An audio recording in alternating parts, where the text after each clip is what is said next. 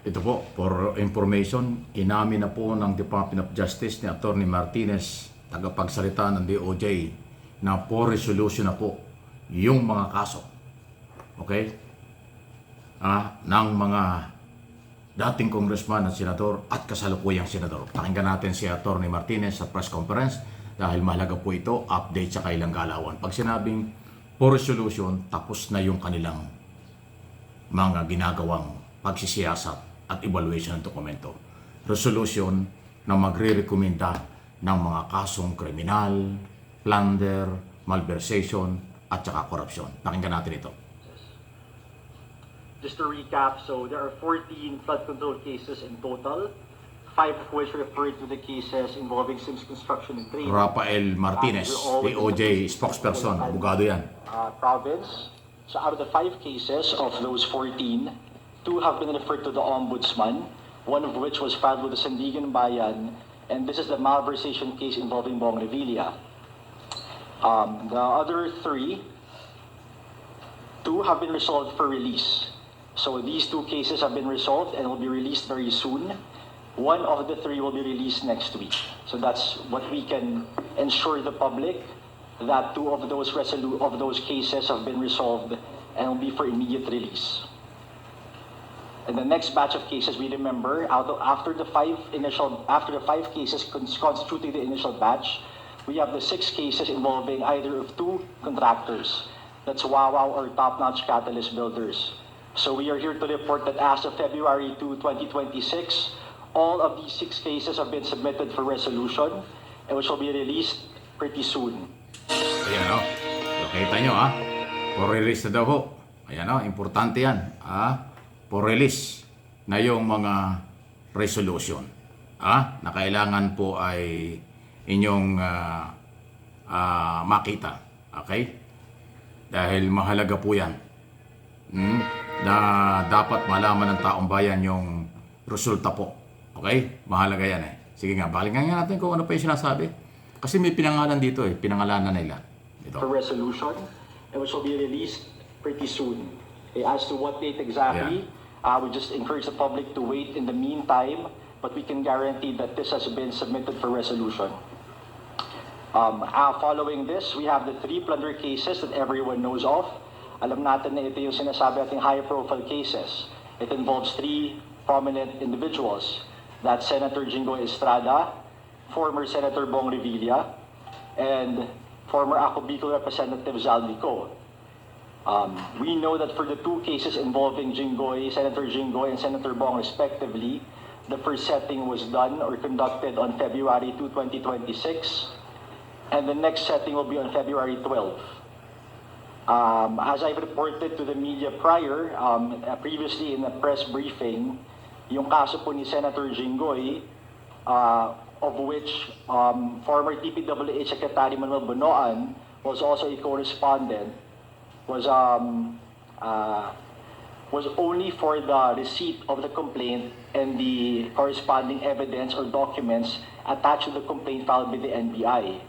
So the filing of the counter affidavit for these cases will be at the next setting. That's on February 12.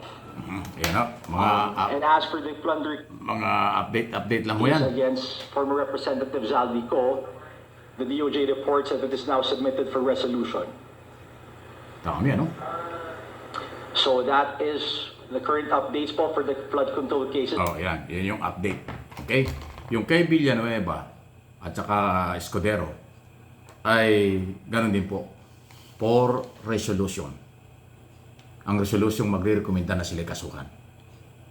Pero pansamantalang siguro malilit ng ilang araw yan kasi ang sabi po ni Prosecutors General Paildon ngayon? Ano bang tunay na pangalan niya? Ano nga niya? Nalimutan ko rin. Ay sinasabi po na hihintayin nila at sa oras na magrekomenda ang Blue Ribbon Committee laban sa mga incumbent senador, kasama yan sa kanilang pagbabasihan ng mga kasong malversation, corruption at plunder. So yung malversation of public fund at saka po yung plunder, wala pong pansamantalang paglaya. Non-bailable offense. So update yan na hinihintay natin. Pero, well, marami nagko-comment na masyadong mabagal, matagal. Ganun po talaga. Hindi ho kasi ganun kadali na mag-evaluate, makakita ng sapat na mga dokumentong matino or ebidensya. Kaya nga, case build up para tuloy-tuloy. Yan ang order ng Pangulo eh. Kahit mabagal, kahit mahina, mabagal ang proseso, pero sigurado. Yun ang tinitiyak ng DOJ. Kaysa sa bara-bara ang pagpapile, tapos pagdating ng Sandigan Bayan, di-dismiss lang. Sayang ang pagod, sayang yung paghahanap ng katarungan sa pera. So itong dahan-dahang galaw na ito, okay yan. Yan po ay aabot lahat doon. Kaya yung mga senador na nabanggit, alam na nila. Makakasuhan sila at makukulong. Estrada, Villanueva, at saka po Escudero. Si Secretary Bunuan kasama rin. Dating Senador Revilla na nakakulong pero may another cases na ipapay. Saldico, Migsihayo, Kahayon ng Caloocan at iba pa. Ongoing po. Lahat ng nabanggit na pangalan sa scam na ito, hindi pa safe. Actually, malaki ang problema nila. Mananagot at pananagutin sila ng batas. Hindi po titigil ang kasalukuyang gobyerno kung hindi panagutin kayo lahat habang may ebidensya.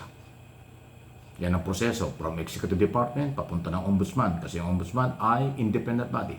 Then ang final, sila mag-evaluate for filing ng cases before Sandigan Bayan, Korte, at saka agad-agad warrant of arrest. Sunod-sunod na po yan. Yung iba naiinip lang pero ganoon talaga. Ang paghahanap po ng katarungan sa Pilipinas, justice system sa Pilipinas talagang mabagal. Hindi ganoon kadali. Yan ang malaking problema natin. Ewan ko kung paano yan mariresolba. Talagang, alam ba nyo itong mga plunder at malversation, corruption cases na ito, aabutin ng maraming taon ito. Tapos na ang term ni Pangulong Marcos, hindi pa ko tapos sa paglilitis dyan. Ang gusto lang ni Pangulong Marcos at ang gobyernong ito para sa kapakanan ng may-ari ng pera ng mga Pilipino. Imbestigahan, pag may ebidensya, kasuhan. Then, korte na ang bahala. Kung kailan tatapusin, kailan matatapos, hindi yan control ng Executive Department. Ang mahalaga ay maipile ang kaso, maipakulong ang may mga ebidensya under Marcos administration. Kung ating aabangan at kailan mangyayari yung talagang final decision after trial ng ating mga korte, hindi ho yan mangyayari during during Marcos administration, sa next administration kung sino man po ang susunod na Pangulo. Ang mahalaga, sinimulan ng administrasyong ito ang expose sa korupsyon, investigasyon at pagpapail ng kaso. Hanggang doon lang siya. Kasi ang kalaban dito panahon. 2.5 years na lang eh.